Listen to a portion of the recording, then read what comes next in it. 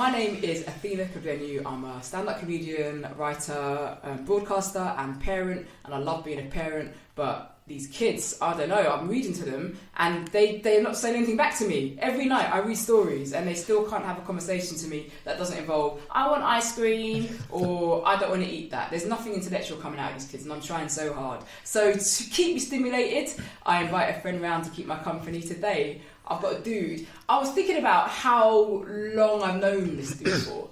And I thought, wow, I think I met this dude when I even first started doing comedy many years ago. Yeah. So welcome to my home, Jimmy James Jones. And this dude's got an entourage with him. Yeah. Shows up with an entourage for the first time ever. In Keeping Athena Company history. Welcome to his pal Karz. How you doing? You okay? I'm doing great, Karz. Your voice is fantastic. Oh, by the way. Thank you. How you doing? You okay? Smooth at all times. He's smooth at all times. He's super smooth at all times. Super smooth. Appreciate you coming down. You're not London based like I am, so you made a big effort to come here. I appreciate it a lot. It's so nice of you. Anything for you, Athena. I would have come down. I would have come anywhere for you. Is it now? Because we've got a hole in our roof right now, and I don't know if you fix roofs, but if you do anything, you could. I'm not very handy. I got him round to help paint and decorate. I'm not a handyman. Oh, you're not like that. No. Some people aren't. You know, some people are I had like. to sack him. They're like, oh, can I fix your toilet? You go, no. I consider myself. I'd rather pay someone £80 an hour. And that's. If I had any money, that would be me. I'm a creative. You're creative. I'm a creative. You are creative. Do you have any DIY disasters? I tried to paint his wall. But painting a wall's fairly. I mean, you just paint the wall. Exactly. Karz, I couldn't do it. To you. I couldn't do it. What did this man do to your wall? What didn't he do to it? Okay, so I barely started. By the time I got through half of one wall, we'd finished the rest of the house. He sold me a dream. He said he can paint. He said he can help me out, and needed the money. So I got him round, and like his brush strokes all over the gaff. And some people, when they can't paint, they put too much paint on the roller, and it's just if you have like wallpaper, if you're painting wallpaper, it's a nightmare. It just goes all soggy. Yeah, one of them ones. Ceilings, people will mess up a ceiling, you know. I did. Oh my days. Everything that went wrong just went wrong. Even to put in the sellotape, you know that the masking tape. I couldn't even mask it up. No. And yet you are here together.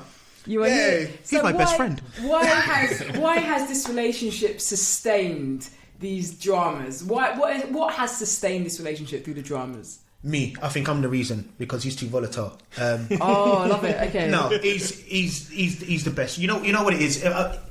We've not known each other for maybe as long as maybe he knows some of his other like long term friends. But what he was able to do for me, apart from coffee, joking. What he was able to do for me was give me stabilize me mentally and like in general. So when we rediscovered each other, well, I wasn't in a good place. Take us back to the beginning. So were you school friends or college friends? No, not even. See, let me tell you, you have brought this man with you to my podcast, so I want to know everything. This is like the first date's hotel. Do you know what I mean? I want to know everything. What's going on? I knew his cousin. I was good friends with a family member of his. Yeah. And then I met him after that. I didn't know him straight away. Like, we come from two different worlds. So when I met him, I didn't know him, so I didn't know. Do you know what I mean? And when you know, some people have got that like a face that you just think he's probably not someone that's going to want to talk to me because he's hench and he. Do you know? I don't know. He's not. But then I understand how you can make a judgment based on how someone looks. Yeah, 100%. You're going to gel with them. Yeah, I get that.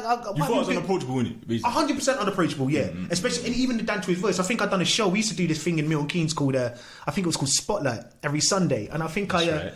you remember that? And I'd done one, and I think was that a comedy show? Comedy like a talent show that I used to host. Yeah. And I think I said something about someone that he had come with or he was with, and he didn't laugh, and I was like, but then we was around the same circle, but we never really knew each other. And then one day, after a good few years, he had seen me, and I was a bit of a mess. And then he called me up one day, and he was like, "We need to talk." Now, at this point, I thought, I'm going to get battered. Like, I've done something to someone he knows or whatever. He sat me down and just goes, what are you doing? And I said, well, what do you mean? And he was like, well, you're messing everything up. I don't know you that well, but what I do know is that I've seen you do comedy before and I've seen what you're about. And what you're doing now is you're completely ruining it. Yeah, and can you talk a bit about what you were doing? You don't have to. No, of course. Complete transparency. I think is that the word? Transparency is the word. That's the word. Like I said, I'm trying to teach these kids. Right? So if I can teach you instead, that's fine, because they're not learning anything. They ain't learning shit. Transparency. Yeah. So we'll start from the top. When we first met at the Comedy Cafe. Was it the Comedy Cafe? That would make sense. Yeah. So I was really lucky. I came into stand-up without really knowing anything about the industry at all. I just got mad lucky because I turned up at the Comedy Cafe one night. I won the 5-minute competition thing, and then the following week I went back. Noel invited me back. Noel Faulkner, who's an absolute G, he invited me back, and then the MC hadn't turned up. So then Noel was going to go on, and he was like, Jimmy, you do it. And I was like, huh? And he was like, just host the show until I think somebody else turns up. And at the time, there was like a rotation of Ola, Nabil, and I think Prince Abdi, who used to host or whatever, but then they got on to do other gigs. So I was like, yeah, I'll do it. And then I stayed doing it. Yeah. For the next 4 years. And I was gigging for 3 or 4 times a week at the cafe. So I was living in a false... Like, I didn't know what stuff. I thought, I've made it. This is amazing. Yeah. I've been doing comedy for like 7 months, and here I am hosting the Comedy Cafe on a Wednesday, and then went on to do weekends. I was loving life. Yeah. I met you. I met so many great comics, and then the Comedy Cafe left. And then life hit me like a brick. Like, life humbled me, like in a way that I wasn't mentally prepared for at all. I was under the impression that after the cafe, I could sort of just ring up old promoters and stuff, people that I knew before, and just, can I get a 5 at your club? And no, I couldn't. It was so, but it was almost like overnight I went from gigging all the time to just not gigging at all. There's also, sorry to interrupt, I want to hear more, but something that I noticed, not so much, maybe it still happens, but like there'd be kind of comedians on the black circuit, like literally selling out Hackney Empire, O2, Indigo Arena, and they try and get like 5 minutes at like the crappiest comedy club, and they'd be like, can you send for a video? Yeah. And it's just like there was a real lack of... They're generally on the open mic circuit, or just generally on the white circuit. Not so much these days, but we can talk about that. But for a long time, there was a kind of, if we haven't heard of you then you can't be any good. And like all it would take is a Google to know what people are doing and what they've been up to, but people couldn't even bother to do that. True. But it was like that on the black circuit too, because as much as in the 4 years I was at the CAF, 3 or 4 years I was at the CAF, I'd ended up opening for a bunch of great comics. I'd gigged alongside great comics, including yourself, great comics. Bless. So I thought, thanks, man. Thanks. I can call Wahala Comedy Clash and just, I'm Jimmy James Jones, I could just get a 10. Nope. I couldn't get on there either. Yeah. So it was like, okay, so I'm doing okay on the mainstream, but I thought I'll pop off over to the urban inverted finger circuit, and I couldn't get on because they didn't know who I was.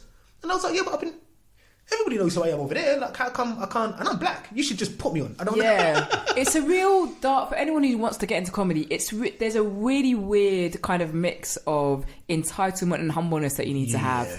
And it's almost like you need to know where you deserve to be, but you also need to expect to have that door shut in your face, and you need to know how to deal with it. Because I get asked by some comics who do a lot of black shows, like, how do you get on the mainstream circuit? And my answer is always... I don't know. Yeah. I just worked. That's it. That's all I did. That's it. I just gigged and worked. And because I always had this idea that I always wanted to play any room, I never wanted to be a person that just only played one. Because even in the black circuit, there's different kinds of black gigs. There's the Christian gigs, there's Jamaican gigs, and whatever. So, but I never wanted to just play one gig. So I don't know how to explain it, but it was like I just did whatever I could, wherever. Well, you've got your set, and whatever you think, whatever set you do, you expect that to work wherever you go, because it's not like you're... I don't know, it's weird. You're not doubling down on black people when you go to black shows, but when you're at the mainstream shows, you're not doubling down on white people. So it's just like, this is just funny stuff. That was always what I was trying to... And also, like, not only did I have my set, I used to turn over material quite a lot. So I used to think to myself, if I'm in front of people and something's not working... I need to have something else in my locker. Yeah. Do you know what I mean? Yeah. Do you know what I mean?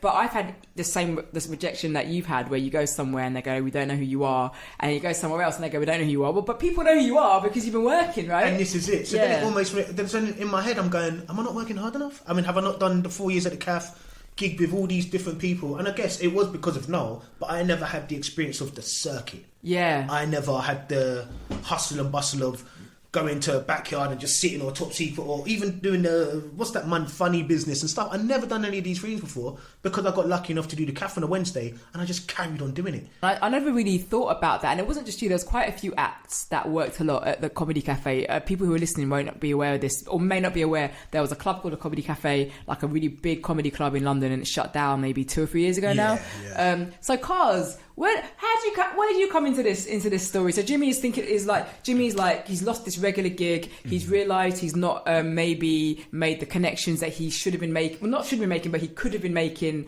whilst he was doing his regular gig. And then you show up with your screw face, looking mean.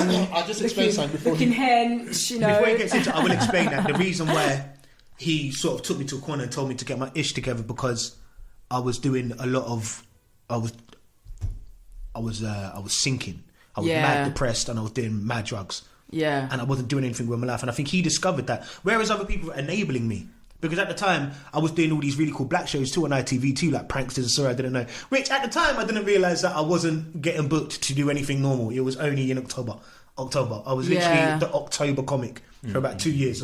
Black History Month, ITV2. Not being funny, a lot of people are. Yeah. Do you know? Seriously, a lot of people are. And we'll talk about that. We can talk about that later. Yeah. But where do, as creators, it's almost like we have to get paid and we have to feed the kids and pay our mortgages, but it's almost like it's quite insulting. Yeah. You know, when people pick up the phone in October and they don't talk to you any other time of the year. But anyway, going back. So basically, you're getting high, having a lovely time, but not having a lovely time. It's an awful time. Yeah. So you'd think I was having a great time, but really, I'm just in my house crying every day because I can't get a booking, can't get any gigs, and I'm like chucking stuff up my nose or whatever. And where the people around me... not even cheap drugs. No. Nah, not even cider. Well, I had... Because that was at the one point in my life where I had money. Yeah. So I was doing what I thought... I was just doing. Yeah. I was just doing. And I was just falling deeper and deeper into a hole. The people around me were enabling. They weren't sort of like, oh, Jimmy, man, you're the funny one. What are you doing? Apart from him. Yeah. And he sat me down in this car. We went, I thought it was going to be something. I thought it was going to be what it wasn't. I love it. So you get in my car and you're like, okay. I'm some off my nut. Didn't have a choice. That sounds really, so what was it? How did you know that Jimmy wasn't going in the right direction anymore? What made you think, okay, this guy needs an intervention of some sort? What done it? Do you know what? I can't even actually pinpoint the actual thing that it was to me. It's that I just oversaw all of that. And I've been watching Jimmy from afar, like on his socials, seeing what work he's doing. You know, I do a lot of background, you know, investigating and whatnot. And I thought, this guy's actually funny. He's got talent, and you're slipping. So I sat him in the car. I told him a plan. I discussed it with him. I said, I want to invest in you. I said, but the only way I'm going to invest in you is if you sort your shit out. Excuse me. That's good. Look, normally there's kids here and we're swearing left, right and centre. I swear again. Yeah. I'm also an issue. Just sort yourself out and then let's get it to cracking. But I needed him to pull himself out of that hole to show me that he's willing to really work for it. And from when I saw the progress that he was making and whatnot, to come out of the hole that he was in, I thought, yeah, all right, then cool. You show me what I need to see, and cool, let's go forward. So what do you do? Are you generally like into mentoring or like support or anything like that? Or is it just a personal thing, like you just like to help people and lift up others? I think it's just in me. Like, I'm a helper. I like to advise people, I like to help people. And I think that's just a genuine thing that I've got, and it's not nothing I go out my way to do. If I see somebody that I know is in a predicament, or, you know, or even if they're doing well for themselves, I'll always praise them or help them or assist in any way that I can. And I just don't like seeing people around me that I know just slipping, like, especially when it comes to narcotics and things like that. Do you know what I mean? It's quite upsetting, and then to know that he's got people around him that say that they're his friends and not doing nothing about it, or even helping him or sitting him down and trying to help. Nah, that's. And where was the comedy community at this stage? I didn't have one. Yeah. There was no comedy community.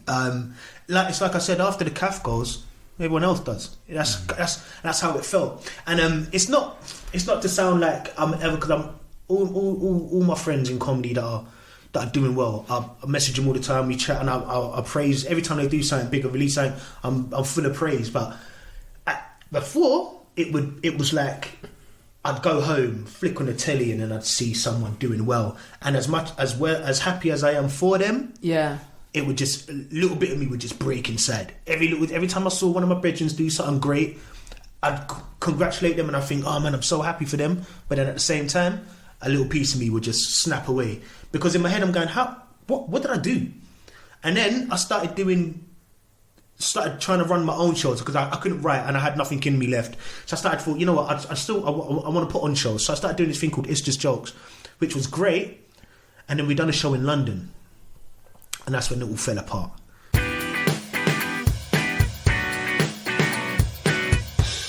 We done a show for a friend of me and my friend Elroy. We done a show for a friend of ours, and he said he was going to put it on and pay everyone. And I was like, yeah, cool, fine. It's an opportunity for me to make a bit of dough, and it's an opportunity for me to gig in London again, which I've missed. This is a great story, actually. So we had 3 comedians. We turned up to the venue, right? It's in a bar. I didn't do my due diligence at the time. Like I said, I wasn't myself. I didn't do my due diligence. I've turned up and it's a restaurant. But it's a restaurant. They haven't sorted out the seats. They haven't. Yeah. So people who aren't comedians won't understand what it's like. Yeah. When you go to a venue and it's a restaurant, you cannot find a setting. We go to a funeral and you have a better gig than at a restaurant. When you sit at a funeral, you got everyone's captive attention. Thank you. And they're all facing forward. Do you know what I mean? This was a restaurant. The chairs, there was nothing set up. The man said to me, "Oh, did you bring your mic?" I said, "What do you think? I'm a karaoke? Do you think I just did you bring your microphone? Do you think I just take a mic on the train with me, like just in case I get a gig? What's wrong with you? What about the speakers? Yeah.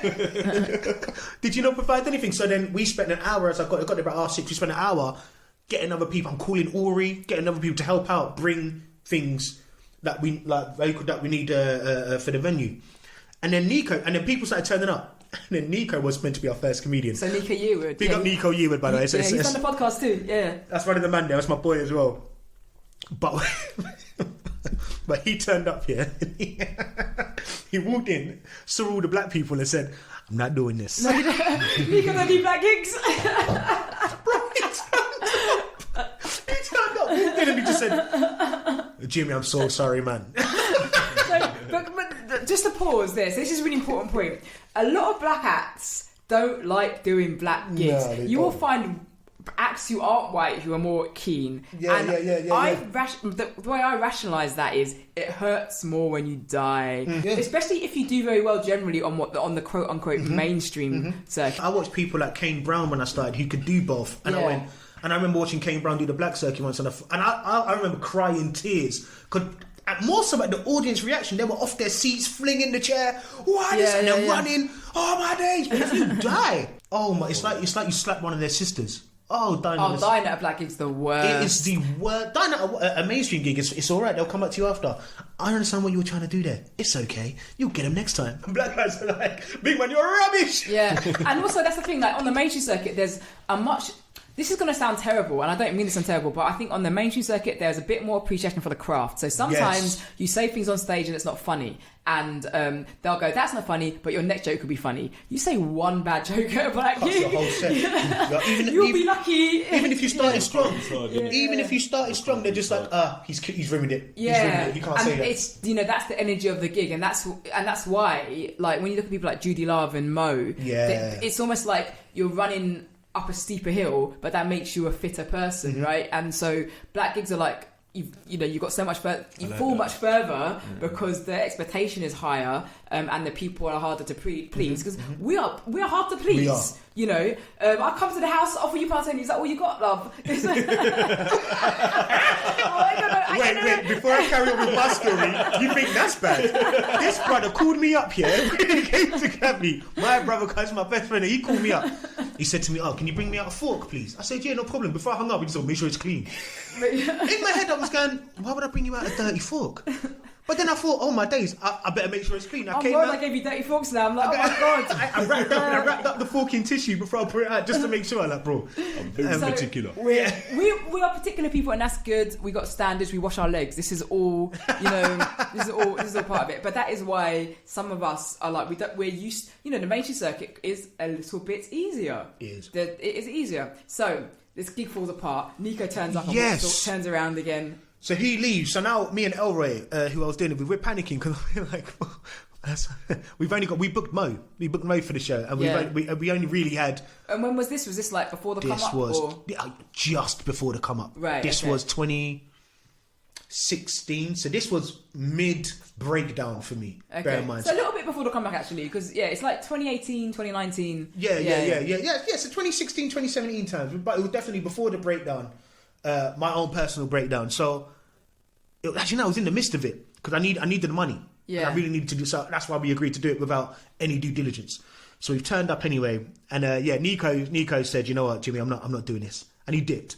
And I was like, fair enough. I didn't know it was going to be this kind of audience. I would, to be fair. Yeah, and also it's a restaurant, so you're doing black people eating food. Nah, are you going to be funnier than the chicken, than the plantain, than the rice? Are you going to be funnier than all this in front of my plate? I don't think you are. Exactly. So it was already a steep. So I called Ori again, who again is a really, really good friend of mine. And I said, Ori, bro, I really need a favour.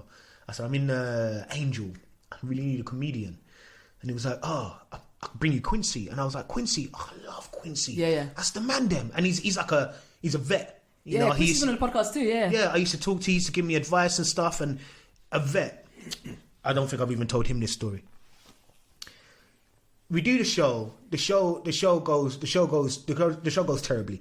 It's terrible. Like it started about 9:30. It was just, I think Quincy done his thing though, done what he can. I think I hosted, Mo went on, and even for Mo it was a tough gig. Anyway, at the end of the night, we went around to get paid. It's cash in hand. This is where the problems, I think a lot of the problems, and this is a lot of the reason why I stayed away from comedy as well. Not out of embarrassment, if anything, but I think the owner didn't pass me on the money to pay the acts. Yeah. The owner enjoyed Mo so much, he gave Mo £500. Wow. That was our budget. Okay, so how much was he supposed to get? 250. Okay. 250. Quincy was meant to be 180, and then the rest would be split between me and Elroy. Yeah. But yeah, that didn't happen. He gave the whole thing to Mo. He was like, "Oh man, that was so funny." So then we've gone up to him after. It's like, "Oh, do you have any money for Quincy?" Quincy never got paid. So I so you got up to the owner afterwards. Yeah. Yeah. Okay. But this was I never got paid. Elroy never got paid. Yeah. Quincy never got paid. Just Mo. So I said to Quincy, sorry about this, man. I'm going to chat to the owner and I'll get your money sent. He never sent it. Yeah. No, and at one point, after about a few months, I thought it was all sorted because I had texted the guy who had got me in touch with the restaurant, some boy called D. And he said, "Oh, yeah, no, we've sorted it with Quincy." I said, "You sure?" I've sent him my number. I remember Kane Brown hollered me to ask me if it had been sorted. I remember I saw Slim in Camden at a show and he said, and I said, yeah. I spoke to D and D said he sorted it with him. It definitely did not get sorted. Oh, no. It did not. And I was so embarrassed. Yeah. I stopped turning up. There was 2 gigs I was meant to do. And I didn't go because Quincy was on one lineup and I think it was somebody close to us was on another. And I was so embarrassed and I was so full of shame. And obviously in the midst of all of that, I was really depressed because of the whole, I weren't gigging anyway. Yeah. And then the one gig I did decide to do and put on, it turned out like this. I just stopped going to shows because I didn't want anyone to run into me and sort of just, I don't know. So I tried to get in touch with Quincy a few times after just to find out if it had been paid, and I didn't really hear anything back. And I still think about that today because now that obviously it's all done, I'm trying to get out. I'd love to be able to sort it out with him at some point, but that stopped me from, that whole experience stopped me from going to gigs. Were people aware that was the problem? Did you tell anyone? No, and it's hard. Because at the end of the day, it falls on me. I'm the one who set it up. I'm the one who got Ori to call Quincy. Yeah. So it all falls on me. The problem was I didn't have no money. So even if I wanted, I couldn't even pay him back. You're gonna ask him. I've not had money since the whole time I've known this guy. Yeah. This is how bad it is. I'm not trying to make myself a charity case. I'm just trying to tell you guys about my I story. think it's important that creatives are honest too. Yeah. He took me shopping. Yeah. The last time clothes shopping, he took me. Like I've never told people. People don't think you see a couple ads and a few videos. You think, oh, Jimmy's doing alright. He's not. Don't think I'm out here bullying. Like so when I'm back up again, obviously I'll chat to Quincy and get everything squared away. But that caused me to not even want to come out because I thought this has never happened before. Every time I put on a show, I think I've even brought you down once. I think. Do you know what? It's so funny. I was booked and it kept on getting shifted, and I think at that point I had my first, and I was like, I can't rebook it, man. Like I'm not. There, he's good. Okay. So just to make sure he's all right. He's got a little prison that he sits in there. He's not just running around the living room. Don't neglect. The podcast is more important. So this has happened over one action. And I imagine like Mo. So for people who aren't aware, we're talking about Mo Gilligan, who's a comedian that we all know. I have a good friend, by the way. He's very cool. Yeah. So he wasn't aware. No, he had no idea. And why would he know? No, what? Yeah. Exactly. Why would he know? He turned up, smashed it. I think he even done longer than he was supposed to. But we didn't know. We thought that after he had done that, we just thought, okay, cool, we'll chat to the owner and the owner will sort it out. But I didn't know the owner personally, so I would go to my friend D and be like, yo, chat to the owner, man. Because we want to get out of it. We don't live around here. We want to get home. And he was just like, oh, no way, man, I'll sort it out with you lot, man. I'll sort it with you lot, man. You just go, I'll send it to your accounts. I thought, all right, cool, whatever. I ain't heard from the guy since. But this is like for me, the lesson to be learned is just like full transparency. Yeah. Like there's nothing wrong with defending your name. Exactly. If something goes wrong and when something's out of your control. And I was thinking that. Onyx, isn't it? Yeah, but we'll get to that. But because at the time, with Onyx though, full transparency. So what's I let Onyx? everybody know from the top. So at the time then, because I was mad depression. I was taking literally by the time I got home from that show with the Quincy thing, I was just like, I'm never doing a gig again. I'm done with comedy. That was hard. the most embarrassing because I had like my daughter's mum was there. We weren't together or nothing, but she was there and her family were there, and it was like we're at a show and it's so messy. Like no one's really. It was just embarrassing. I thought, look what I've attached my name to. This is ridiculous. I hate this. I'm never doing this again. So I just said, I'm not doing this again. I just said, I'll holler Quincy. I'll try and get in touch with him, try and pay it back. But when I spoken to them and he said, no, we've sorted it. I didn't message Quincy. I should have hollered him myself and said, bro, here's the man. I've just spoke to my man. He said he sorted it. Is that true? Yeah. And if you told me no, I would have gone, I'm sorry, I'll sort it. I never did that. I just went off the back of, and I just ignored it because I wasn't in the right mind frame anyway. Fast forward to last year. October. Last year, bro. 2020. October last year. Something strange has happened to time though. It's my second's first birthday's coming up. I'm like, what happened to this year? What happened to this year? I just gave birth. Of an eye. It's ridiculously fast. She said, I just gave birth. It's mad. We done a show this year. Again, the first show I've done in a very long time. Again, because I weren't gigging. Yeah. So I said, I'm going to put on a show. I'm going to bring my brethren. I'm going to bring Jamali. I'm going to bring Uri. I'm going to bring a bunch of comics that I know. Was this You know what? Was this Milton Keynes or London? Milton Keynes. Can you explain this one, Kate? Because you was in it with me. Mm-hmm. You was with me.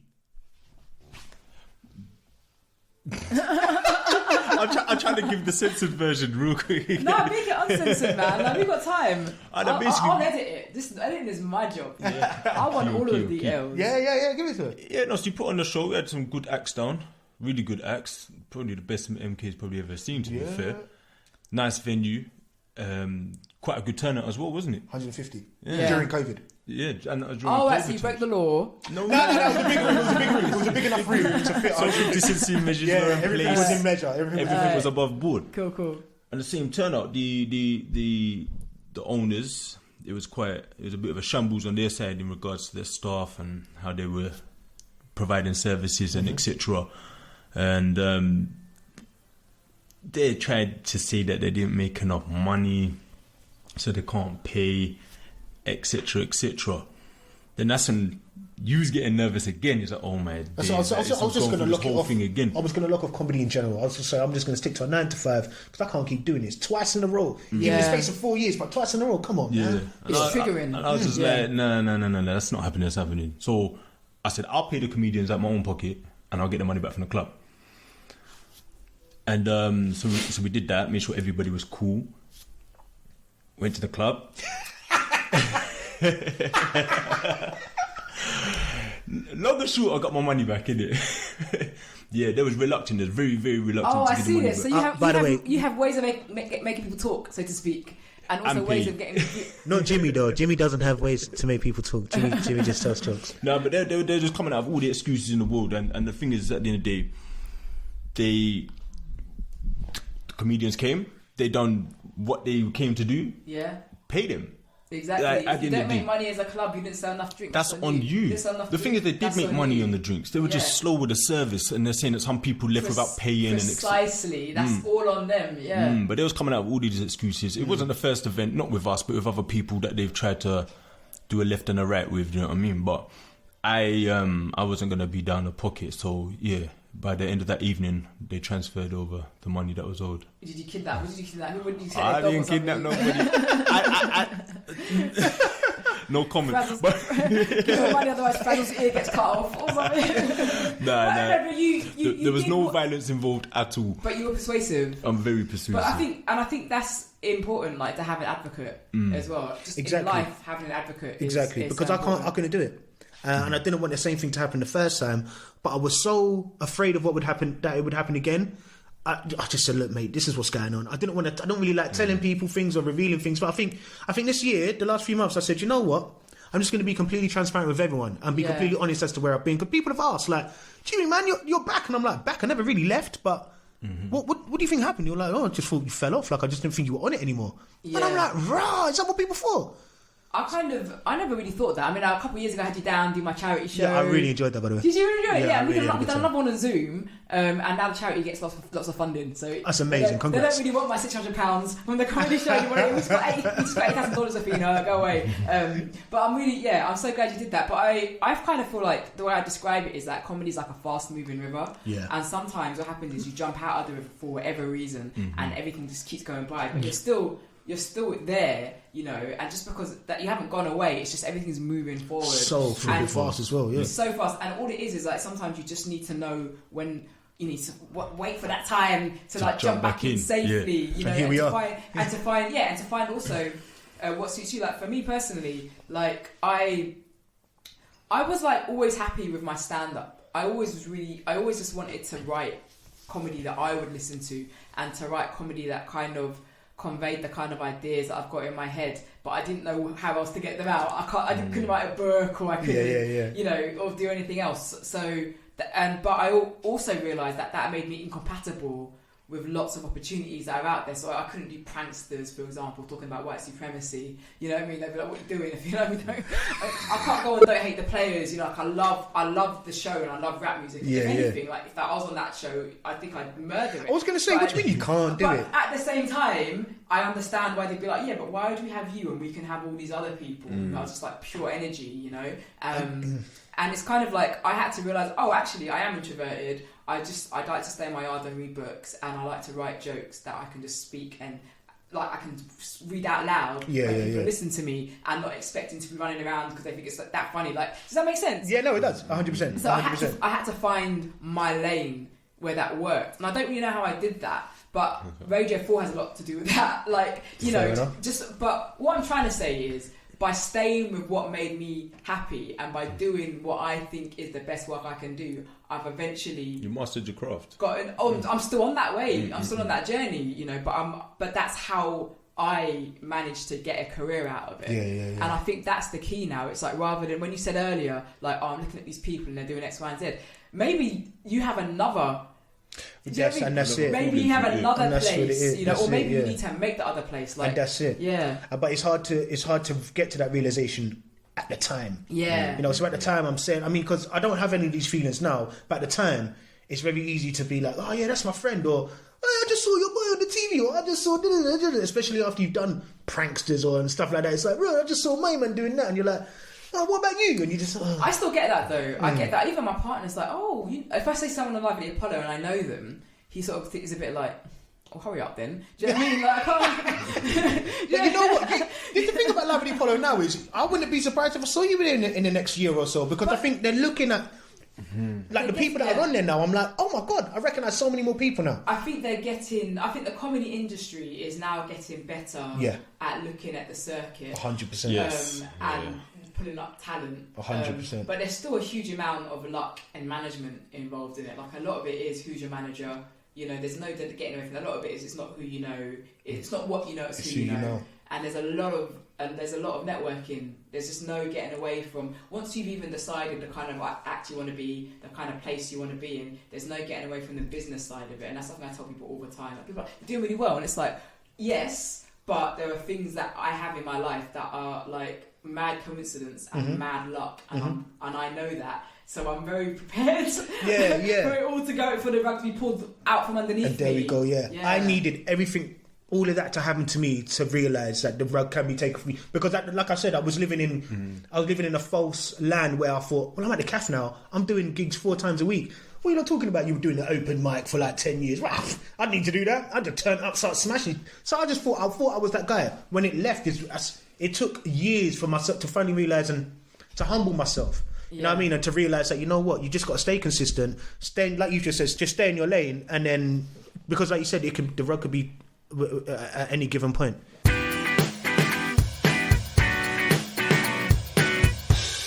you're thinking about, do you want to write a show? Is that what you're thinking? That's your next thing? I've been working on a show. I'm working on a show, So I'm working on a new hour, which is all about my relationship with my daughter. Oh, lovely. Which is amazing, but I didn't want it. So it's all about that. You didn't want a daughter? Nope. You wanted a boy? No, I didn't want anything. You didn't want to be a kid? I didn't want to no. Let's talk about that. The reason I'm going to talk about it is because I'm very open about it. So me and my first child I had with my partner. When it was, people know this because I talk about it in my stand-up. It was a surprise baby, one of them ones. Met him in November, was pregnant by December, end of December, guys, end of December, not beginning of December. Okay, there was a few more weeks there. Karz is judging me, I can tell. So, no judgment over here. I should have put you in my car and had a conversation with you. If you know, put me in a Porsche, I'll be gone. So, and at the beginning, he was supportive. Like, obviously, it's your decision, and I was like, having a baby, which is great. But he definitely wasn't like tap dancing. So that was your position too. Not really. We weren't even in a relationship. My kid's mum. So I was on my way back to university. When I found out. How old were you? 20. Right. So I had people at the uni who had lived in Milton Keynes or from Milton Keynes going, heard you're having a baby. I've got a baby on the way. Milton Keynes was some village, was it? Yeah, I went to uni in High Wycombe. Oh, okay, right. So you didn't go far, Yeah, people come up to me, I heard you having a you, man, congrats. And I was like, what are you talking about? He said, I heard that girl that you was with. And I was like, what? So people knew before you knew. So I'm ringing them up like, excuse me, what's going on? And how old was your well, not your partner, but 19. 19. Yeah. So we were both young. There's a lack of maturity there, isn't there? Very, very young. And she had a previous partner, and I think they had been through something. So I think with my daughter, it was like, this has to happen. Yeah. Do you know what I mean? Because of whatever she'd done in the past, previous, she was like, she has to have this kid. She has to have this kid. So yeah. I wasn't mentally prepared. I still didn't even know what I was doing in my life. I was in uni doing performing arts, but I had discovered whilst being there that there was no performance in this art. It was going to be like trying to be a school teacher. It was all about the background, Stanislavski and all of this, but there was no physical fear. It was all just writing, and I thought theory. Thank you. And I was like, this is long. So I didn't even know what I was doing, and then this kid comes along, and I'm just supposed to love her. Oh, like absolutely not. I don't even love myself. I don't love the damn. I don't like you, her mother. I don't like you. I'm not gonna like this kid. I don't like your family. But I learned to. I think it was the best thing that ever happened to me. Oh, I mean, I say that I can't tell you how much it was the best thing that ever happened to me. The best thing that ever happened. That stupid ovulation app, not doing what it's supposed to do, or whatever, Yeah, I mean, I think there's a lot of good fortune and privilege that comes to having a surprise baby and it working out, and that's to do with health and being able to provide and stuff like that. But it provided stability for me because again, I was all over the place. I'd never had a job or whatever. But then when I sat and I was like, cool, I'm having I've got a child. I remember sitting down and just going, I better figure out what it is that I want to do. And then that's literally, I went to the CAF 3 weeks later. And that's how you said, I'm going to be a stand-up comedian. So did you ever, sorry to interrupt, did you ever do another job outside of that? No. So just pure stand-up comedy? No, I've done one show, I've done a Black History Month show, and there was no jokes. It's just, I think it might even be online, it's just me dancing to music. No. So I'm like, have you guys ever, I'll proper Def Jam. You guys ever walked into a party and your mum's like, get out the kitchen, because she's listening to this, and it'll be like Prince, ding, ding, ding, ding, ding, and just be dancing to music. But the audience was loving it, absolutely loving it. So I thought I could just take that up to every comedy show and I'll be the best, I'll be Eddie Murphy. I used to literally watch Eddie Murphy, Delirious or Def Jam and go, oh, that's funny. How can I make that my own? I know nothing about comedy. Yeah. And just go to places thinking this is... And then I remember Noel sitting me down going, dude, you're awful. You are so awful, but you got so much heart. So this is what we're going to do. You're going to host every Wednesday. You're going to figure out how to write a joke. Yeah. And you'll be here every Wednesday honing your skills. So that's how I fell into stand-up, but it was because of Amaya. She provided stability and she made me realise that, you better figure out what the hell you want to do with your life, because you're not good at anything. What's your relationship with your daughter like now? Amazing. Your best friends? Literally, my little G. She's probably going to be a bit taller than me now. She plays football, and she's amazing for a girl. Football's great for girls. She's amazing. I'm going to encourage both my kids to play football, because you have to be loud to play football. You've got to ask for the ball. It's also physical fitness as well. That's a very big reason why I even got her into it, because she was quite shy in first school. But then playing football opened up, because like you just said, you've got to be boisterous. If you want the ball, you've got to scream. Do you know what I mean? If people don't pass, you've got to tell them, hey! Hey! You know what I mean? I can't be the only one screaming. You've got to have vision too. You've got to see what's happening in front of you. And this is it. So, and she's just on it. And because I used to play football when I was a kid, but not to a great standard. So with her, it's like I'm enjoying being able to help raise her and help her achieve her dreams a lot earlier on than I was. And just to teach her little things like money management, don't take out loans. I never had my parents doing that. Yeah. He says things to me sometimes. Karz says things to me sometimes. Yeah. And he's almost surprised at my reaction. Yeah. He don't realise that we are two completely different. He don't realise I never had... In school, there was no school. It was, I turn up, I make noise, and I dip. Yeah. Because I didn't want to be there. So I never had a proper education. I just knew that I wanted to do something theatrical. So then I went to college to do musical theatre. Were your parents supportive? Because... no. So we know. I've just found out today you're half Nigerian and half from Sierra Leone. So this is West African parents, okay, and their son is doing performing arts in High Wycombe. Supportive. None of them. Not supportive of it at all. None of them. My sisters would at the time are hard of hearing, so me and my brother kind of just got left alone. Yeah. And he turned into a criminal. Oh. So I was sort of just left to fend for myself. So when my sisters went to boarding school, my mum went with them. Yeah. So she was close to them. So I was really only with my brother. And then when she got back... And your dad stayed home? No, he's in Nigeria. Okay. Yeah, I haven't seen him since I was 9. And I remember the first year he left, like, my mum would be, I'm going to call him. And we'd all be scared. Like, you're going to call Dad. Let's behave. And then one day he rung and he was like, I heard you misbehaving. We were just like, shut up. It's like you suddenly realise, it's not even a Zoom call. That's not a threat. You know what I'm saying? Just mute. You know what I'm saying? You better behave for your mum. Shut up, you mug. It's funny that, because I think I look at my toddler and I say things like, if you don't do this, you won't get that. And I know in my brain one day she's going to be like, what? Yeah. This is nothing for me to be scared of. Like, I fear for that moment. The threats don't work no more. And that's it. So I never had support. My mum never came to any of my football matches when I played football. She's never been to a show. It's too busy. Yeah. I'm giving her the benefit of the doubt. Yeah, no, well busy. Or she's just, she I don't know. I mean, I love her to pieces. And I think the older I get, the more I'm starting to understand where she was at the time. I mean, 4 kids. Yeah. 2 of them hard of hearing. One of them's a criminal. One of them's just me, just in and out. Don't really know what he's doing, just ghosting. Her fellas in Nigeria asking for peas.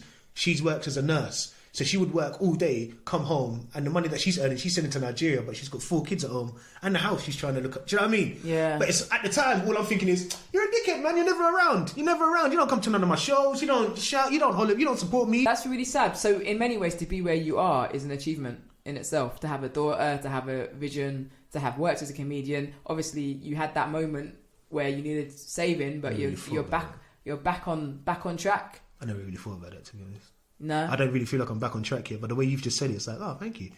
I never really thought about it like that before. I think you always have to understand the context from which you come from, and you have to to be able to pat yourself on the back no matter whatever you've done, I had to learn that comedy-wise. Every creative looks at other creatives and thinks, why am I not there? Why am I not there? And then suddenly you wake up and you think, maybe people are looking at me and thinking that. I'm pretty sure people look at you because we don't see what's behind the Instagram thing and think, why am I not? Why didn't Athena invite me for her show? You know, but I'm not saying being facetious. That's probably true though. Yeah, no, you're right. Why hasn't Athena put me on her podcast? People get angry, you know. Do you mean? Really? They're like, why am I not on your podcast?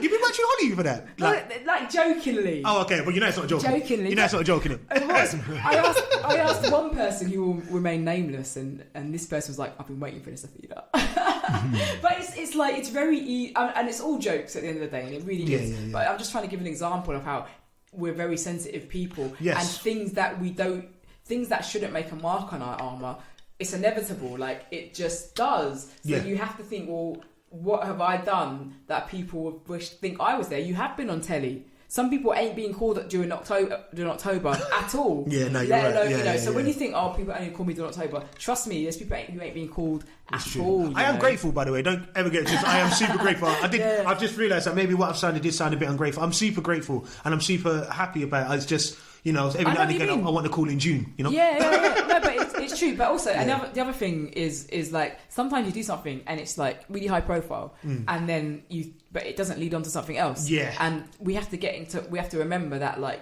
it's just, like, someone called Shem, who was an improviser, gave me this expression. It's one of my favourite expressions. I say it all the time. Like, you know, you have to treat your work like diamonds in the sea. So you take it and it's a diamond, and when you're done with it, just throw it in the sea. And it will always have been a diamond, and you always had it in your hand, but you've got to get rid of it and move on to the next one. That's how I feel about castings. I go to castings now, and as soon as the casting's done, forget about it. Don't even ask me. Yeah. Don't care how it went. It don't matter, because if I don't hear anything back, I don't hear anything back. That's how I feel about castings. But I think it's a really good approach, because you have to go to so many. I think I've adopted that mentality kind of in life now. I try not to hold on to things anymore. I think I spent years holding on to things, holding on to past relationships, holding on to past situations, just holding on, just hoping that I could run into that person again. And I've just learned to just let sleeping dogs lie. Yeah, and also, like, you talked about this comedy gig that you ran that went like terribly. Do you think the people involved in that think about that gig now? You know what? They don't. They don't even care. But yeah, I'm here, and this was always my issue. I would always hold on to it. Nobody gave a heck. No one cares. People move on. Like, we've all... I must... Over the 10 years I've done comedy, there must be about $2.5 though into me across the 10 years. Like, of just cumulatively, all the gigs that, you know, folded or I didn't get my money. I'm highly confident it's that much, because when I think about it, like, it happens. Sometimes if you work a lot and you're in comedy, and maybe $2.5 is an exaggeration, but there's definitely a fair bit of money that I've had to write off. Same. That's the thing. Same. And that's exactly the same. So when I'm there stressing about other people, I think it's... Sometimes I ask myself, like, I tell myself, I should have reached out to anybody who I never really done. I don't feel like I've wronged anyone, but like financially, if someone hadn't been paid, I should have reached out to them and just been completely honest instead of hid. Yeah, and that's where I went wrong. But do you think you hid for other reasons too? Like, do you think it was just that incident? I don't think it was just that, though. But what do you think? It was part of it. What else do you think made you think I got a retreat? I was embarrassed. Yeah, embarrassment, and I weren't. Yeah, I think it's embarrassment, and it's. I was living a persona online that I wasn't living in real life. Yeah. So when people found out that this persona online isn't real, they're gonna get onto me again. So you know what? Just dip out, just go, because all of this online, none of it's real. You ain't doing this and you ain't doing that. It's just smoke and mirrors. So you know what I mean? You're writing this show about your relationship with your daughter. Yeah. Are you gonna go back on the circuit and like do bits and pieces, or you just? Yeah, man. I'm trying to. So at the moment, I got thankfully, I got the people like Nico like helping me out, and that he's always like, you're telling them at Top Secret, put Jimmy back on. So I'm back on the circuit. Well, I'm trying to be back on the circuit as a slow burner. Trying to get back in rooms right now is hard. Yeah, it's hard. Have you got management? No, it's just me and Kay right now, man. Yeah. But I don't. I mean, if it comes, I'm willing to take it. But I feel like I have. I don't have to, but I feel like Edinburgh will help. Yeah. I feel like I'm not. I had a buzz. Buzz is gone. I can't just recreate that buzz. I need to be gigging to recreate that buzz. So I'm just trying to get back in the rooms again, trying to remind people that, hey, I'm here. Hello, hi. Can I get a 5 here? What else 5 do you here? enjoy outside of comedy? I do acting. Yeah. I outside of performing. Outside of performance. Oh what man, do you enjoy? I love. I was watching Adele's show on CBS. Yeah. She's a G, man. Everyone loves Music. Adele. I'm a bit of a music guy. Like when I'm not thinking, I'll put headphones in, and I'll just zone out to Jesse Powell or Jodeci. Yeah. And I'll zone out for hours just listening to music. I think music's a big one. I can't sing for the life of me, but I was about to say, drop us some bars. I wish I can't sing for the life of me, but I spend a lot of hours just sat down somewhere meditating as well. I meditate now. Yeah. Not like a proper. I just sit in the room, put music in my headphones, turn off the lights, and I'll just sit there just thinking. Because I don't, outside of comedy and stand and admire, I don't do anything. Yeah. I'm not out. I don't have any real skills. That's not true though, is it? Apart from performance, but I don't, outside of that. Well, I would say, first of all, it's not true, but also skills can be acquired. So I don't think it's true when you say that of your skills, but what I do think is the case is, I'll give you my example. So when I had my first daughter, and I was on my own at the time, I'm now with my partner, but I was living in my mum's house and I just couldn't perform. So that's when I started writing.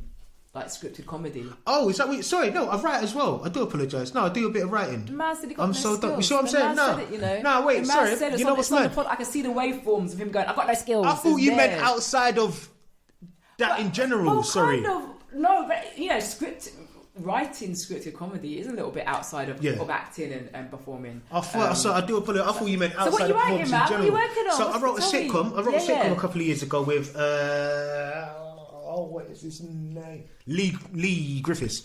Yeah. We wrote a sitcom called Baby Daddy, a pilot episode, which is very much story about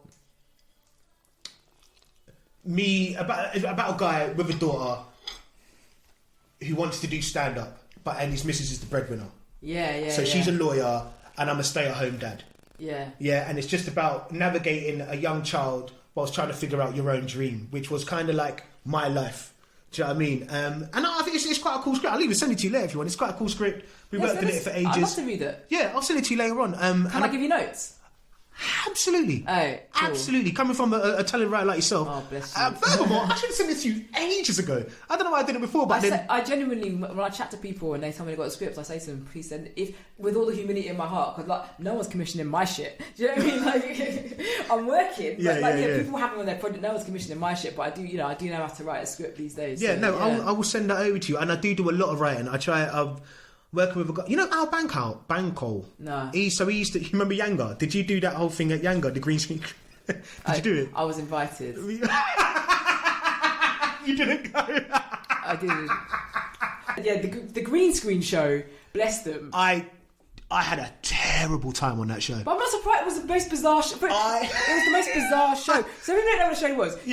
They had comedians in front of a green screen. Yeah. And there would be these scenarios behind the green screen. And you just have to react to the scenarios. So it'd be like being chased by wildebeest. Yeah, and they're like, make a joke. You're like, what? Before I've even had a chance to speak, it's the next slide. And I'm going, bro, slow down. Like, I can't even see the screen.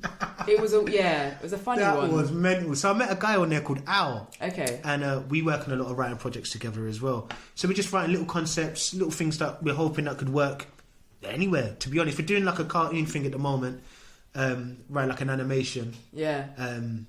Using old material though. So we're taking bits out of my old bits and just trying to turn it into something. So I think we talk 3 or 4 times a week, just trying to chuck over ideas, what works, what don't. But the main one was it's called Baby Daddy, but name subject to change. That was the main thing I was working on. So it sounds to me like you're being really productive at the moment. Trying to be, as productive as possible. Productive. Did you ever think about getting a 9 to 5? I did. I did have a 9 to 5. Yeah. And I wasn't productive during that 9 to 5. As in like doing comedy or just So what I would do is I'd decide 8 till 5. Yeah. Jump on where I used to work was right next to the train station. Jump on the train, go straight to a gig. By the time I got home, I'd be so tired. wake up for work for 8 a.m. And you know when you was working and gigging, did you ever smash your show and then be on top of the world and then have to go to work the next day? You know what? Yeah, but I enjoyed that. Okay. I think I had a very good mentality for being a comedian in terms of like, because I always, if I do a show and it goes really well, I very rarely think about how well it went. I think about the word that I missed. So I did a show on this week actually, and I do this joke. I'll tell you because I still remember saying it. I do a joke where I talk about how my kids come from North and South London because I'm from North London, my partner's from South London, so they're technically mixed race. And I don't know how to explain it to her, but I'll do this. And I have this joke where I say we're going to raise the kids to go to South London but not complain about it. Okay, but I didn't use those words. I said, instead of saying when the kids go to South London they won't complain about it, I said, when we go to South London, we won't complain about it, which is not the joke because I'm not mixed race North and South. Yeah. And obviously no one laughed, and people normally laugh at that bit. and so it doesn't matter if a show goes well. I'll be like, well, I messed up that line, and it ruins the rhythm because you think you have a rhythm in heaven. It's like, oh, laugh, laugh, laugh. What I got was laugh, silence. Oh, laugh. Okay. If I'd done that at a black show, people would have been like, what? People would have thrown their shoes at me or whatever. Probably. So I was always like, oh, if I did really well at a show, and I'm still like this, I don't think I did well. I think, well, I did my job. What didn't go right? But I like that mentality. But similarly, if I did really badly, I would think, okay, well, why? You know, like, Absolutely. I would be like, I'm terrible. I'd be like, okay, well, what was wrong? Does that make sense? Absolutely. So I was always more interested in analysing my performance, regardless of how it went. Of course. What I would do though is if I had a good show, I would go to work the next day, and all I would be able to think about is the previous show. What did I do wrong? What went well? The reaction, the high that I felt coming off stage, and then I sort of look up at my manager telling me to go and clean something, and I think, ugh, you're taking a mick. Do you know what I was last night? I was that guy last night. I was headlining. Now I'm here and you're just treating me like shit. And I think that hit me too many times. And then again, when I was going through all the things I was going through, I just couldn't balance the two. And I had to make a decision within myself. Are you going to do comedy or are you going to work? Because I couldn't mentally do two. Yeah. I wasn't mentally. I said to you as well. Yeah, he said that to me as well. I wasn't mentally. I wasn't strong enough mentally to do the two. I kept saying to myself, if I do one, I have to get rid of the other because I'm not mentally ready to do both. Like I used to, the thought of going to a gig after work would floor me because I just want to go home. I'm so tired, and that's how I started feeling. So I said, I've just got to make a choice. Yeah, and I say this all the time, but a big thing is age. So by the time I started doing comedy, I had been working properly for about 10 years. Right. You know, I'd been put on my suit, shout at people all day, and come home person for a good almost 10 years. I started when I was 31, so I'd been working properly since I graduated. Wow. And then even up to then, I always worked. You know, I always worked as a student and whatever. So by the time I started comedy, I kind of had a really good tolerance of the workplace. You know, and also a lot of what was happening in the workplace would feed my material. So you know, exactly. the life I was leading outside of comedy was feeding my material. So it didn't make sense to resent it, and it did other things. Like it enabled me to be quite comfortable, go on holidays, and all this palaver. And obviously, you have a daughter as well, so you have that other stress. Well, I didn't really have that stress. What made you go from the job that you was doing and said to yourself, "Nah, comedy's the way"? Because you was doing well. What made you do that transition? So, in the years that I was working in various guises as a project manager in various industries, I've had very few managers who were smarter than me. And I saw so many white people fail upwards around me. Go on. I realised that I could have the most comfortable life around me he's fine, I know his noises. I could have the most comfortable life, but there's people... I tell the story a lot. I met this one guy and he was like a manager's manager, really senior, and he had a boat. This was the most stupidest man you ever meet in your life. He was the kind of person where we had to hide things from him because he would ruin things. Wow. He wouldn't be given responsibilities, because he was useless. People were like, oh no, he's gonna, I almost said his name there, he's gonna mess it up. And I'm like, but I think this guy's probably on 80k a year. And so I realised that for whatever reasons, implicit or explicit racism, I wasn't going to get to where they were, and I thought that was inherently unfair. And then I'd always been told I was funny my whole life. my whole life people are like, yo, Athena, you're funny, man. And I'd always been really aware of like that specific feedback on my personality, and I saw how much comedians got paid on the Sunday Times Rich list, and I was like, okay, how can I make my life, how can I get to the point where I've got 3 minutes to live and I'm happy with what I've done with my life? Did you ever read The Chimp Paradox? The Chimp Paradox is a great book. Steve Peters wrote that book, and the Liverpool football team won it, and they almost won the Premier League. If you can write a book and this is Liverpool from like 6 years ago. This is Stephen. Do you remember where Stephen Gerrard tripped up? Yeah. Now, just think about this for a second. You wrote a book, and Steve Peters was the psychologist at Liverpool at the time. He got them to almost win the Premier League. This is Liverpool. 6 years ago. Just changing their mindset just by reading this book. Just say that, The Chimp Paradox is a really good book, and he has a thought experiment in it. It's really simple. It's like, imagine you've got 3 minutes to live, reflect on your life in those 3 minutes. What are the things that you value? What are the things that you're proud of, and whatever? And I thought to myself, and I'd started comedy by this point, but that was kind of what I was thinking. I was like, well, I can do all this stuff. I've had all these great jobs. I've met all these great people. I was so shy in them days. I don't even have many pictures to document of my time. In my 20s and early 30s, I was like, so introverted, shy, but doing well in the workplace. But how could I have raised children with that personality? I didn't have children at the time, and I wasn't thinking that. But I now think I knew I wasn't becoming the kind of person that would reflect on their life as an elderly person and be happy with it. And you can have property, you can have a car, you can have nice stuff, but it doesn't mean anything. So I was doing that. I was leading life where I was materially acquiring nice things and allowing myself to do nice things with my life, but I wasn't being a particularly useful person. I liked the idea of being philanthropic, but I wasn't in a position to do that. Do you know what I'm saying? Absolutely. So I thought, let me start enjoying my life. Let me start indulging this thing that people said I was good at. Let me study it. And I didn't know what the open mic circle was at that point. If I'd known, I wouldn't have gone onto it. It's a shithole. It's horrible. I didn't know how little you get paid. Most of the time you can get lucky, like Guz Khan, who's wonderful. But I didn't know any of that, and I just felt my way around it. And at the time, it was always good for me because I always worked. And I should also say, because I was quite good at my job, I was contracting, so I could do what I liked. I could take a contract and be like, I want to work from home. I could take a contract and be like, I want to have Fridays off. Nice, and you can just... So I had a lifestyle that was very compatible, a professional lifestyle that was very compatible to pursuing other goals. Okay. So that's why. Hopefully that's why. And the more time I spent doing it, the more it was a bit like it was really foggy, right? So I started doing comedy. It was really foggy, and as the fog started to clear, I was like, oh, okay, I can be in that space. Or okay, cool, I can do that. Or cool, I can go to Edinburgh. All right, cool, I can write sketches. All right, cool, I can do improv. And so once everything started to clear up and I could see what was out there, I could then say, okay, well, this is how it will be my job, you know. But it was really, at the time, it wasn't that focused. It was like, I'm just going to start and try and be a stand-up. I never knew I'd have... threw yourself into it and just... I did. And it was cool, man. I had really great memories on them days. Just riding around on my bike around London. Being based in London's a massive privilege, by the way. Yeah. If you're based in London, you can gig twice a night.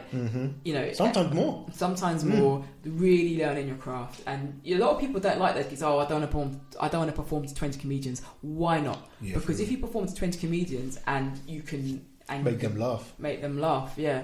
And why would anyone pay to see you learn how to do comedy? I always thought it was a really weird thing that people... Why would someone pay to see you do comedy? You've just started. This is literally all you... This is how you... I never understood why people hate on the open mic circuit. Like, you're shit. Why would anyone pay for this? And I always knew that. I always knew, I'm not good at this. I don't want anyone to pay to see this. Yeah. I'm ecstatic to be on the open mic circuit because one day I'll be ready to leave it. Yeah, fair one. Again, maturity. I was in my 30s and I'd worked for a long time. So by the time I got to that stage, I was a lot more focused. If you're in your 20s and you've got a daughter and you're not necessarily... Like I said, I have an upbringing where I did have parents who... Well, my mum, was always like, work, go to uni.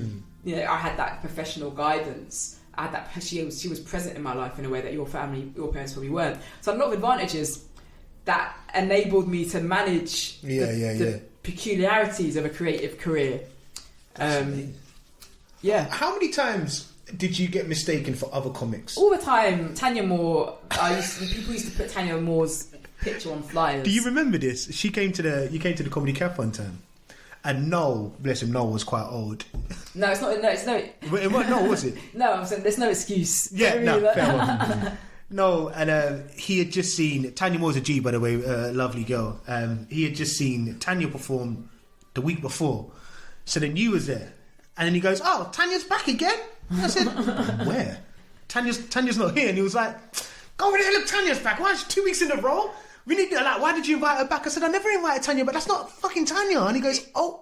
It's Oh so my silly God. because we're really different. We don't look nothing alike. We don't look alike. We don't sound alike. She shaved her head Yeah. a few years ago and went to Edinburgh, and people thought she was me. See? And I just thought but that's how myopic the mainstream circuit is. They see one black woman, and because I'd done Edinburgh 3 years by that point, and unfortunately it's still the case when you go to Edinburgh. If you are black or not a white person, sit yourself on a poster, you do stand out. But it's like there's more than one of us. The idea that you would see another black person, oh, Athena's back again. It's like, When he said that, or I was looking around. maybe there's another black person that does talk comedy, perhaps. I was probably looking It's around just- like, Tanya's not here, bro. And he was like, "No, look over there." I said, "Dude, that's Athena."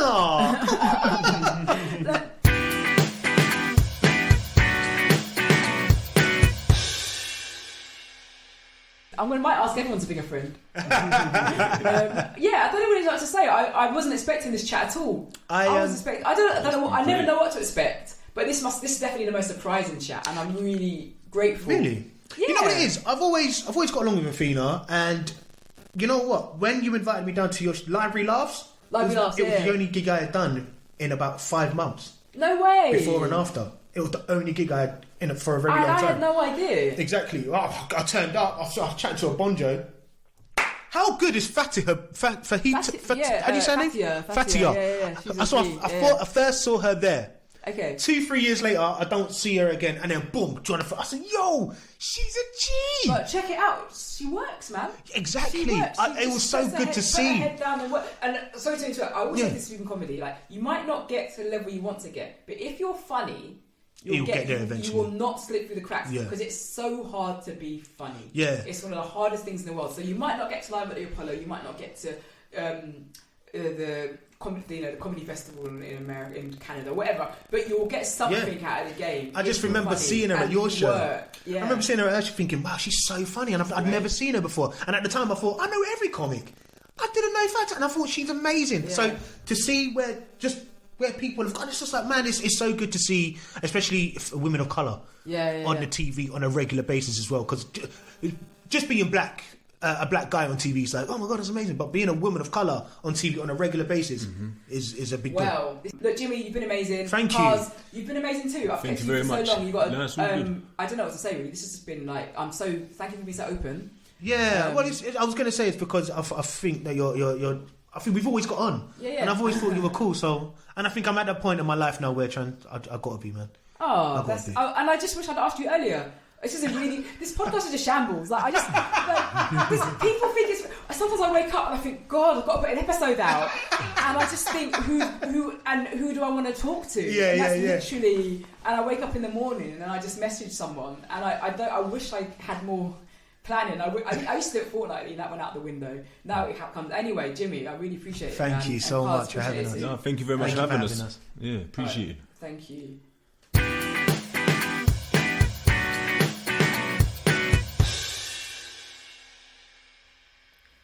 That was Jimmy James Jones and his mate Karz. Two Keeping Athena Company first. First of all, first person to bring a friend. Conversation was so great. I think I might insist on it in the future. The second thing that I did for the first time, I served some dry plantains, guys. Seriously, I went to the shop in the morning. All they had was these green, thick, dry plantains. So I served them. I was very embarrassed. I had to serve it all with like sweet chili sauce and hot pepper sauce. I almost offered Branston pickle. They were so dry. I was like, you guys will need something with these. But it didn't seem to stop the conversation from flowing. So I might now ask for a friend to come, and I might just serve up some nasty green dry plantains. But it was a wonderful conversation. What I like about this podcast is that I get to know my friends. When your friends are from the creative community that you're in, you see each other at gigs and maybe driving around in cars, but they're like your colleagues, right? So you never really get to get under their skin. So it's nice to invite people I like into my house so I can really understand what's going on with them and get to know them better. And what a conversation. I'm really glad to have a conversation about what happens when things don't go right for you as creative and how you have to sometimes pull yourself apart and put yourself back together again. So thank you, Jimmy, for being so humble and so honest. Jimmy is so funny. Please find him, Jimmy James Jones, on Instagram, Twitter, all the socials, and keep up with his career. I think he's got some good things up his sleeve, and I can't wait to see what he's going to be doing next, and especially his show. It sounds brilliant.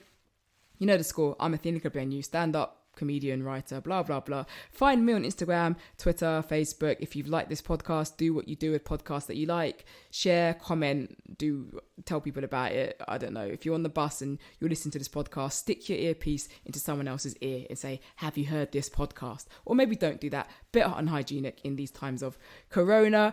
Do you know what? Don't do anything. You got to the end of the podcast and that's enough. So don't do anything. Just accept my gratitude for having listened to this podcast, and hopefully you enjoyed the conversation. That's all I've got to say. Thank you for listening, and we'll catch up next time.